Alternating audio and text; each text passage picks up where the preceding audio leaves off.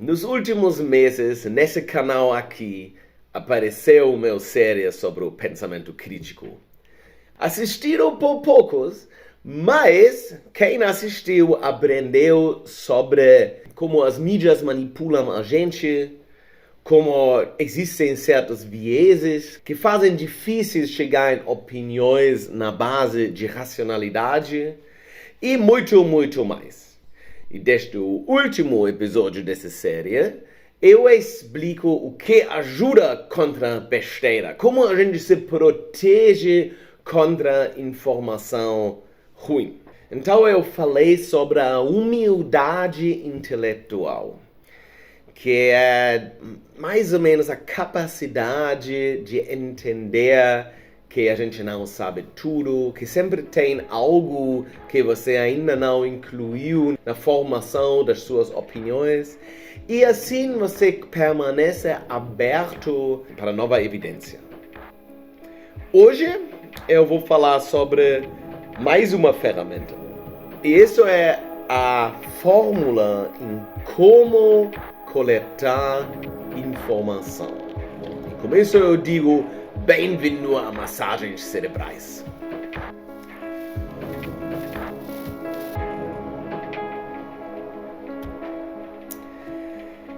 Então, em geral, existem mídias boas, mídias ruins, livros bons, livros ruins, mas tudo isso não é realmente o que a gente vai discutir aqui. Eu não vou dizer, leia a Folha, ou não sei o que. Em vez disso, eu vou explicar como fazer uma meta-análise quando estamos enfrentados com novas informações em formas de artigos, ou livros, ou outras coisas.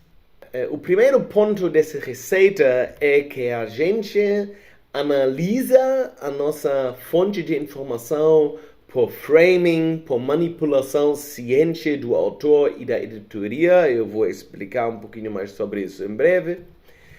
Depois, a gente deve pensar sobre os vieses inconscientes do autor e da editoria. Isso são dois pontos separados, né? Isso aqui acontece porque o autor realmente quer te convencer de algo. Isso aqui acontece normalmente em combinação com que o autor em si foi vítima de framing e de manipulação, e por isso inclui inconscientemente outros vieses nas coisas que ele escreve.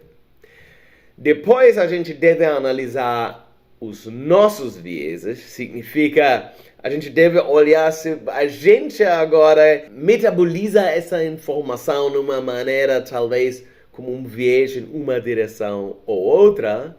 E finalmente a gente deve se perguntar o que muitas pessoas já fazem às vezes, se a informação é realmente consistente com o que a gente sabe e qual é a probabilidade que essa informação nova reflete bem a realidade. Quem acha que tudo isso é bastante coisa para fazer cada vez que a gente absorve um pouco de informação, tem razão, mas eu gostaria de apontar para algo que eu aprendi de programação neurolinguística, e isso é: aprendimento ocorre em 4 passos. No início, você erra inconscientemente. Depois, você erra conscientemente. E quando isso é basicamente inicialmente você erra simplesmente, sem entender que você está fazendo algo errado. Em algum momento, alguém te explica o que você está fazendo errado e você fica consciente do seu erro. Então você continua a errar, mas conscientemente. E no próximo passo, você vai acertar conscientemente. E no último passo, você acerta inconscientemente, porque você se acostumou com esse processo. Vamos começar com o framing. Framing é uma ferramenta muito importante para as mídias e a manipulação em geral que as mídias fazem. A gente discutiu e eu vou botar o link para o vídeo aqui em cima. Para ilustrar isso, eu vou mostrar uns manchetes de hoje. Essa gravação acontece no dia 13 de junho e aqui tem os manchetes do dia de alguns jornais. Começamos com a Gazeta do Povo. A Gazeta do Povo é mais conservador e você consegue ver aqui que o manchete principal foi MP do fim do mundo. Leilão de arroz e afagos ao MST ampliam distância entre governo e agro. Isso agora foi a escolha da Gazeta do Povo botar no primeiro lugar. Essa escolha vem do fato que eles estão, como todos os jornais, fortemente politicamente associados com um lado, com uma ideia. E eles gostam de deixar o Lula parecer ruim.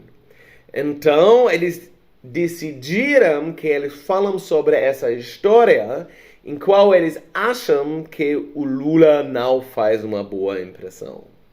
Mas agora teria jeitos diferentes, framings diferentes, como você pode falar sobre isso.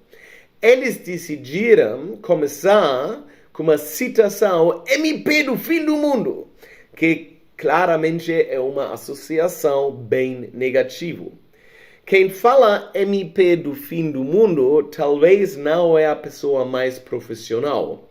Então, um outro framing seria, por exemplo, que negociações com essa e essa organização são muito complicadas porque as pessoas só insultam o outro e não estão interessados em uma solução.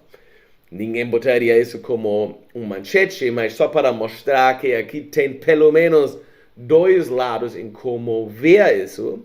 Então, a Gazeta do Povo decide fazer isso assim.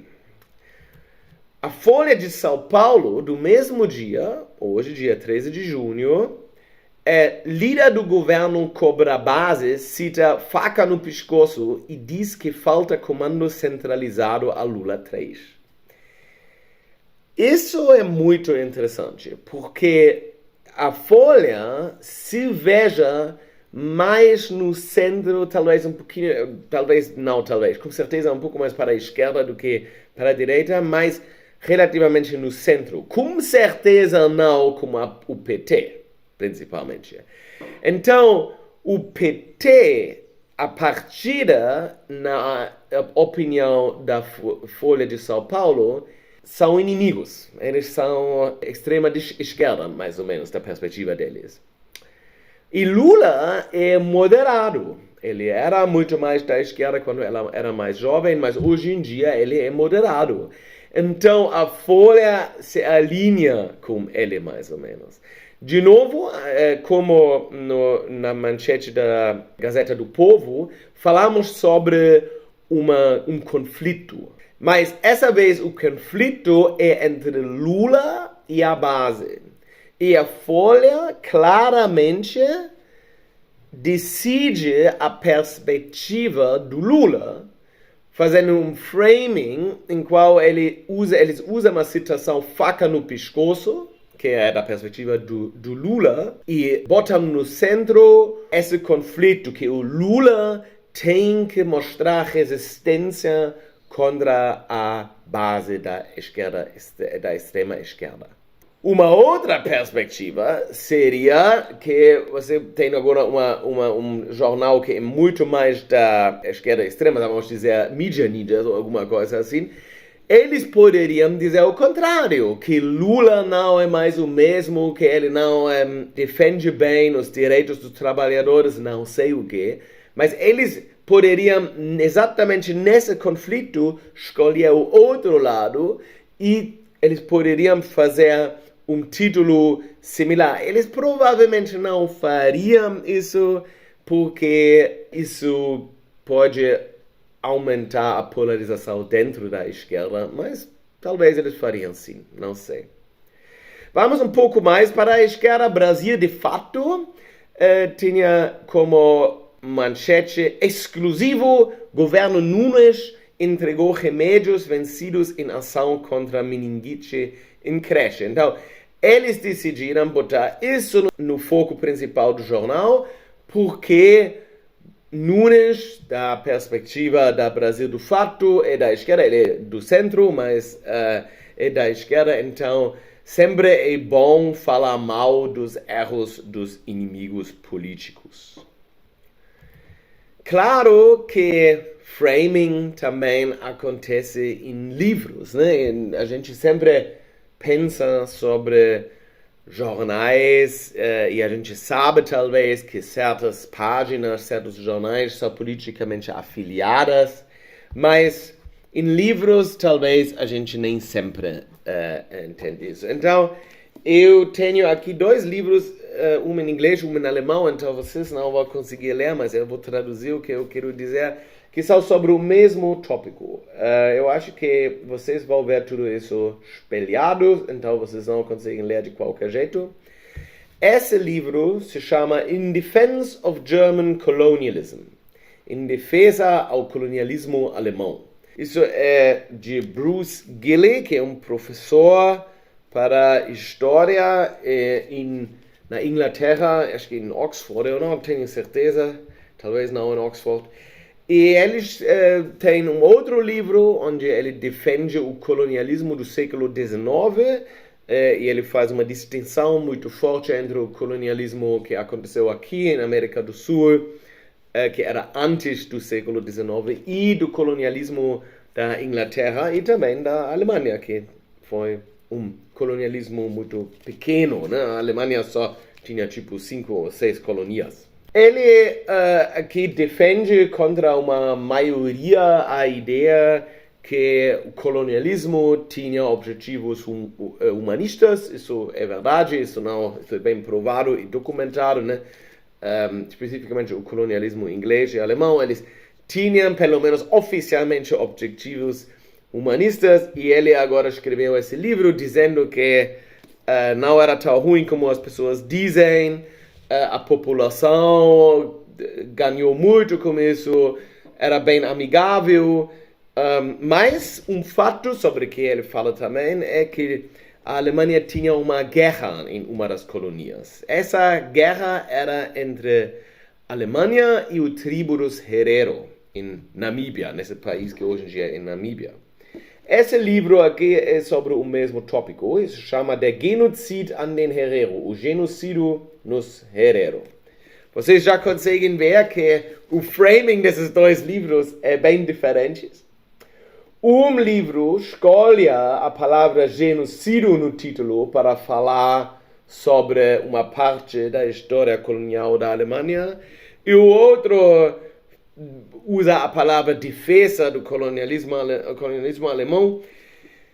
Se você ler esse capítulo aqui sobre a guerra com os Herero e esse livro aqui, as fontes são quase iguais. Eles usam as mesmas fontes, eles chegam em conclusões diferentes, eles acham certas fontes confiáveis e outras não, isso troca um pouquinho. Mas são 2 livros sobre o mesmo tópico, e se você lê os 2, você repara que não existe um consenso muito bom no que aconteceu lá em Namíbia. Isso é um exemplo onde você tem um framing completamente diferente, e assim você pode, se você quer, você pode ler esses 2 livros para ter uma ideia, mas mostra também que 2 pessoas inteligentes, bem educados, podem chegar em conclusões diferentes a um certo tópico. Isso é válido para todas as mídias. Também os clássicos, também os livros onde você pensa que não tem nenhum framing, que tudo que tem nesse livro agora é verdade. Isso aqui é Platão, a República. Por exemplo, Platão também tinha uma agenda política, ele também tinha certas ideias sobre o mundo, e ele também tinha coisas que ele queria defender, e assim você vai achar nesse livro também um uns problemas desse tipo. Então sempre temos que ficar atentos sobre como uma pessoa quer manipular a gente e como ocorre um framing. Isso obviamente é também o caso em TikTok e no YouTube, ou não sei de onde você pega a sua informação. Isso também é válido nesse canal.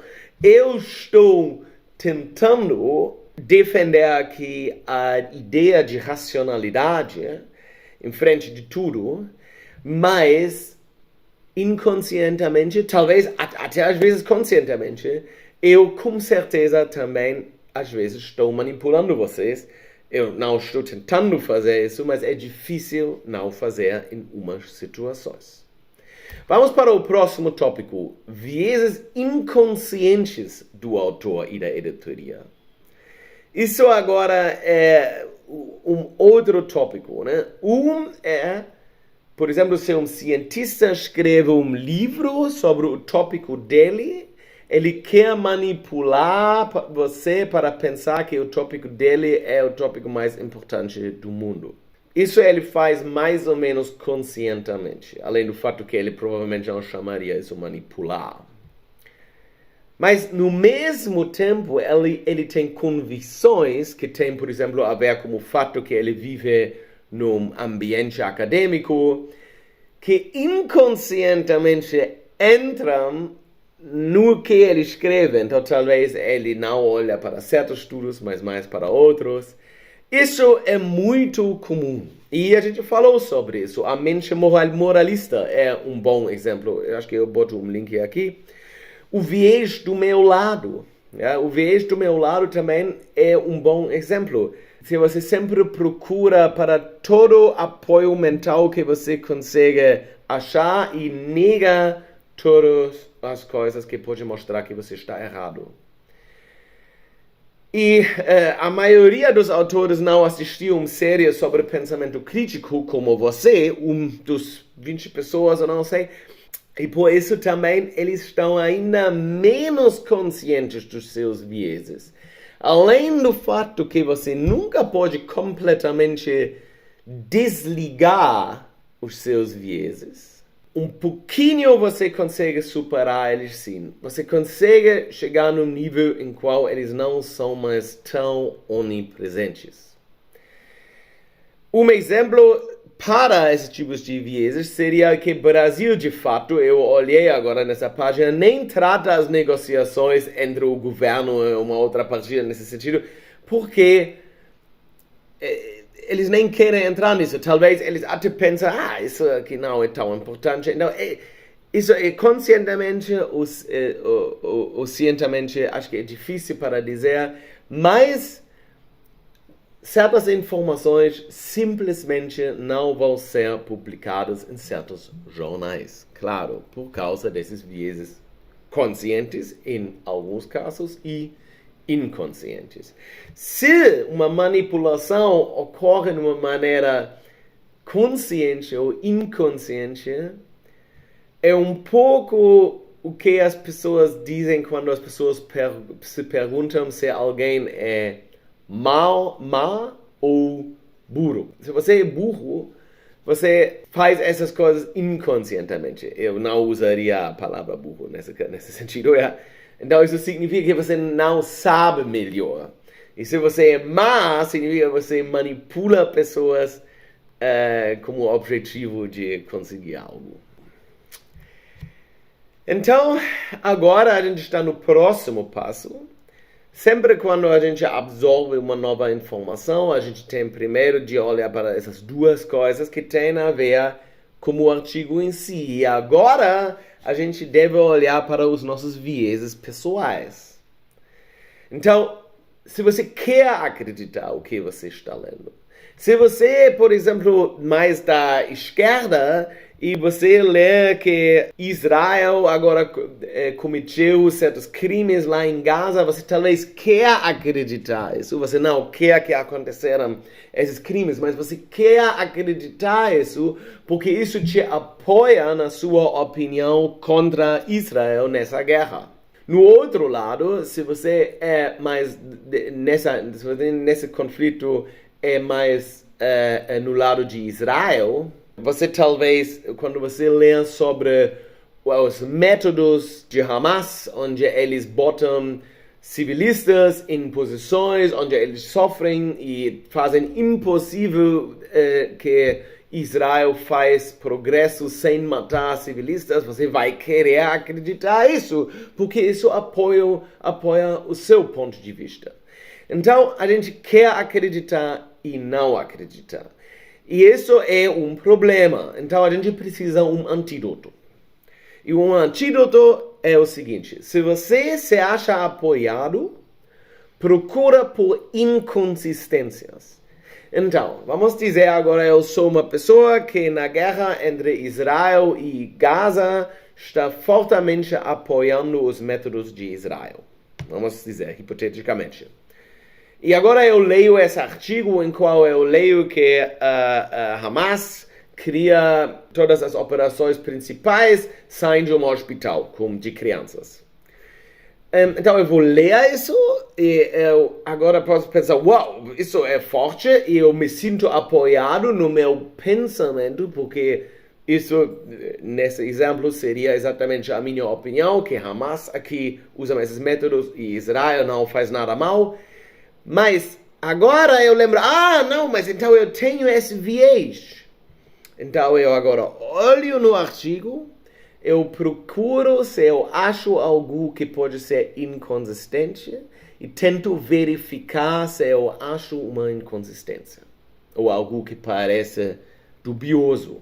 E no outro lado, se eu leio algo e imediatamente neguei a informação, porque falei, isso não pode ser verdade, porque tem alguma coisa, alguma fricção em que eu acredito, o meu método deve ser, não, mas então, é um viés, eu faço algo que os americanos, os ingleses chamam steelmanning. Eu tento fortalecer o argumento que tem escrito lá. Eu procuro para razões porque o que tem escrito lá provavelmente está certo. Isso não significa que está certo, mas eu intencionalmente, no meu cérebro, tento fortalecer esse ponto de vista. E se você faz isso consistentemente, você vai ver que tem certos assuntos onde você estabelece mais e mais a sua opinião, porque esses são assuntos que só têm uma verdade objetiva, e você vai ter outros assuntos onde você vai se mover um pouquinho mais para o meio, normalmente, dependendo do seu ponto de vista. Então, agora, a gente analisou o artigo, e no último passo, a gente analisa a informação em si e a gente se pergunta o que a gente sabe e se essa informação é consistente com isso. Isso é algo que funciona muito melhor se você tem muito conhecimento. Então você tem que se educar. Leia livros, nessa maneira como eu falei. E quais livros para ler e tudo isso eu vou explicar a próxima vez. Então, com isso eu digo até a próxima.